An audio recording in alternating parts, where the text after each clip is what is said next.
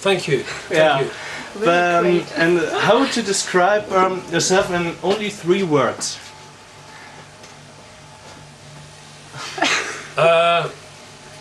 Deluded but persistent. Okay.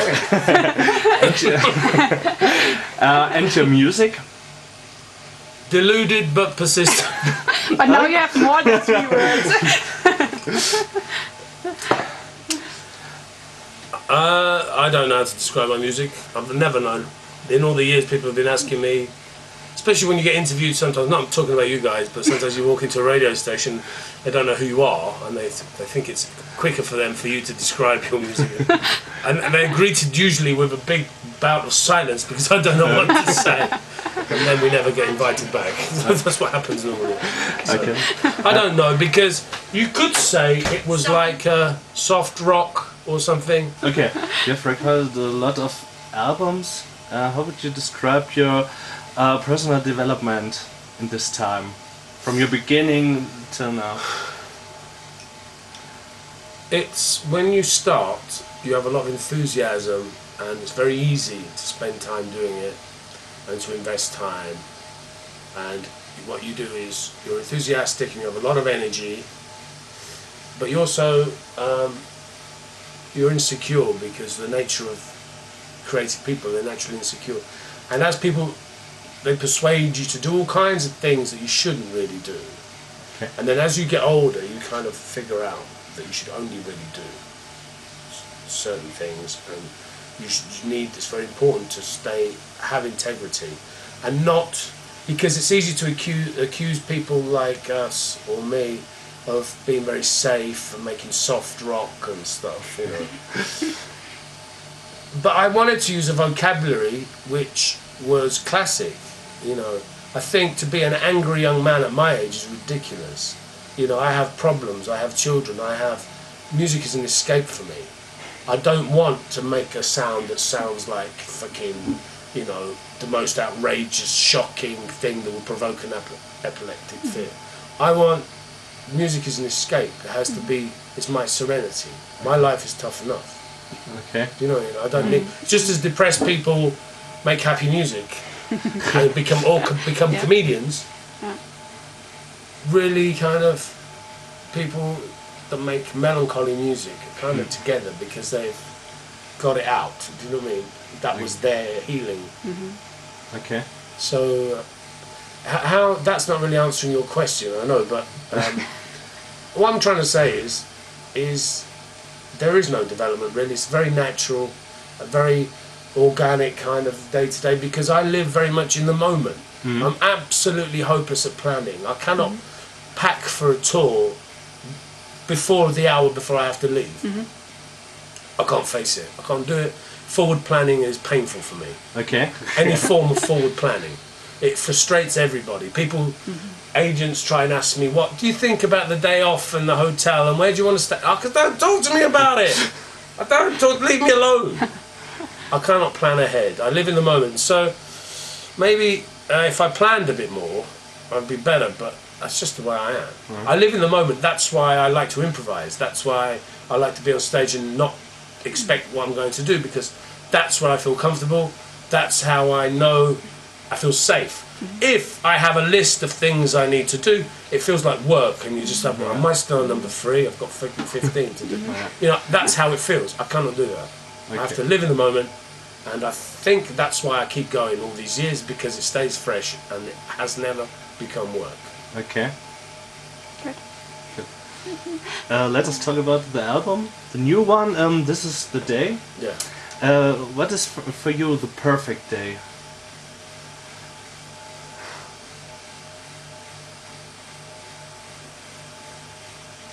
The perfect day. Yeah. If I tell you what I consider to be the perfect day, you won't believe me.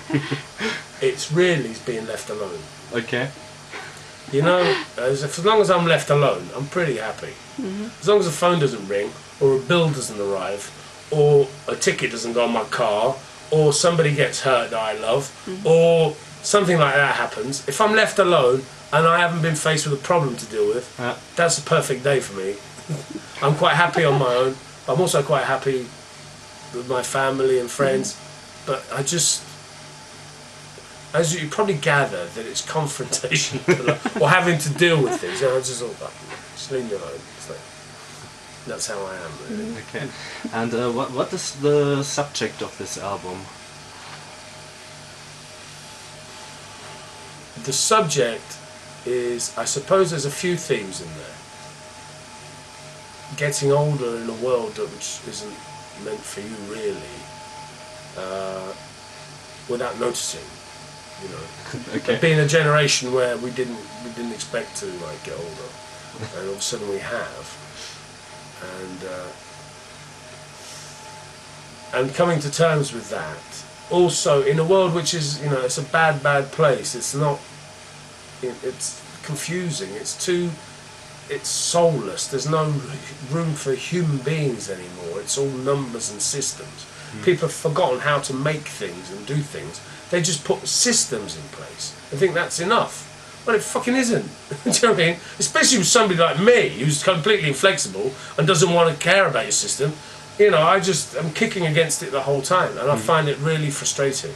And it's just not as nice. You know, it's just like I find the world now is too big. You know, there's one line where the world's just too big, it's too loud. Okay. The internet, instead of making the world smaller for me, has made me aware just how fucking big the world is and how many people in there. You put a rare name in Facebook, expecting to find one, there's 500 people with a very rare name. You think, well, these fucking people.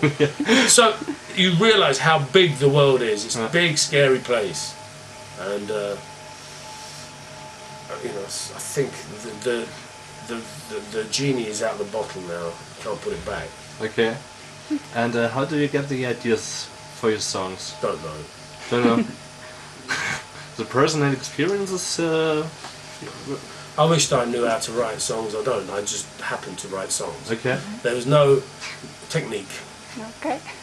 I just play guitar until it sticks, really. And then I sing. And I used to spend a long time on words, and then I used to find I had too many words. And so then I tried to not spend time on words and to distill an idea. And to find... I tried to make this album very simple, but it's very distilled. So, you know, this is my absolute favourite record I've made. No question it's the best one, Okay. as far as I'm concerned. You know, and people go, oh, Black Boots was such a classic, we all loved that stuff. It's fucking useless compared to this record. I gotta tell you, this was much better. Okay. And what is your favorite song of this album? Probably This Is the Day. Okay. And why? Okay. A bicycle song I really like. I Okay. think that's a really nice, charming little song. And what was your greatest experience in band history? Oh, God knows, we've been playing for 20 years. It's every day. Every day there's some crazy shit you wouldn't believe you couldn't write. Happens. Okay. It's just ridiculous. You couldn't make a film of it because it'd be too stupid and nobody would believe it. Well, okay. And what will the future bring for you? Do you have any aims you want to reach? Any dreams to fulfill? Do you know why I keep going? Because I don't think that way. Okay. I just already told you, I live in the moment. I don't think tomorrow. I don't think, oh my God. Because if I had somebody that told me 20 years ago, you'll be still doing the same, you'll be still at Substanz playing. I'd go, oh, that's horrifying.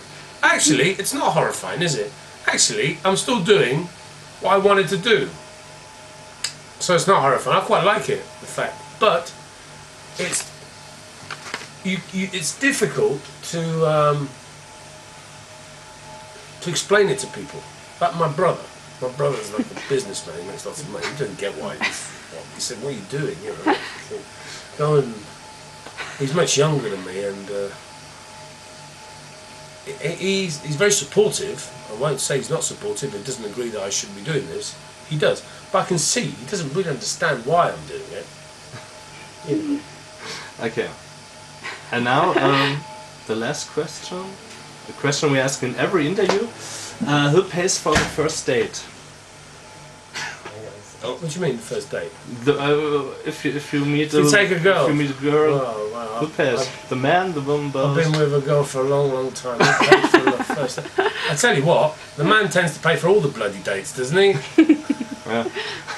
So what is this a bit of an irrelevant question? I don't know. Who pays? I think, I like to think that it's not written that I should pay. I think it's the circumstances. If you're with somebody that's, I think you can use, if you treat each other as equals, then then it should be the fact that, I wouldn't be offended if a girl paid for me, but I also think that if I like somebody, I'd like to show them by paying for them. Do you know what I mean? It's just. But if I didn't have much money and she had a lot of money, I'd say, well, you pay for it, or I pay for it, or let's pay together, or I don't know. It's a strange. Okay. I'm not so formal. I think to have men should pay for this. I should open the door for the ladies, and Yeah. I agree that in a restaurant that the waiter should always bring the food to the girl first. That's the old-fashioned, isn't it? Right. It's old-fashioned. Yeah. But I like that. I think that's right. But I don't agree. For instance, my girlfriend likes a lot of wine, and I always buy the wine I think she's going to like. But when the waiter brings a bottle, he always gives it to me to taste. I think she's going to drink most of it. Give it to her to taste. It's like, give it to her to taste. If she likes, she likes. Because what she does, she does this. She goes, that's fine. The waiter fucks off, and she says, it's horrible. Then why did you fucking say it was horrible? That's a very English thing, isn't it? They never complain, English people. Never complain. They go, this is your dinner, it costs £400. What do you think? Oh, it's lovely, look, 4 tomatoes. Then they go, give me 4 tomatoes. What am I going to do? So why didn't you say to him, what the fuck is this? Okay. Well, thank you so much. Okay. Have a good time.